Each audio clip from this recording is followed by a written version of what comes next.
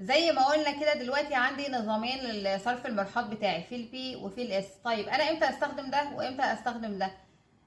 في جملة مشهورة جدا ومتعارف عليه ان انت البي بتستخدمها في كل الادوار بتاعتك ما عدا الدور الارضي، استخدم نظام الاس.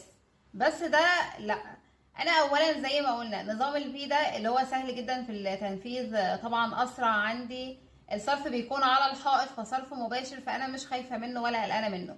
الاس مشكلته زي ما قلنا ان هو تحت الارض. طيب ناخد بالنا من حاجة، النظام اللي فيه ده اللي هو الصرف البي يعتبر مستخدم اكتر في مصر، يعتبر 99% من البيوت لو جيت تبص عليها هتلاقي الصرف مباشر على الحائط.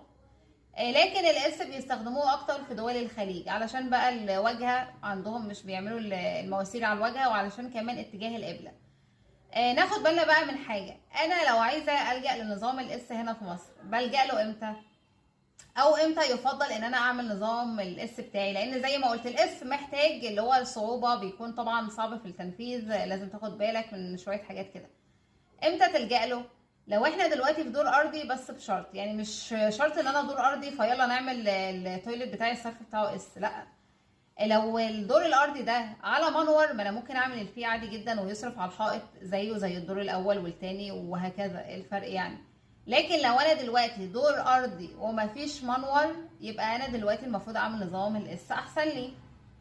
زي مثلا لو انا عندي مدرسه وفي حمامات، وطبعا الصرف بتاعها مثلا هيصرف على الحوش بتاعي، فانت دلوقتي كده عندك مشكلتين. لو انت عملت نظام البي يعني، هيبقى طبعا كشكل معماري سيء جدا ووحش. تاني حاجة ان انت دلوقتي الحاجات دي معرضة، هي دلوقتي في حوش مدرسة معرضة ان بقى اي حد اللي هو الاطفال بتلعب وهكذا، تمام، ممكن تتكسر، ممكن يحصل حاجة في طوب بيتحدف، هتكون معرضة ان هي اصلا تبوظ معايا.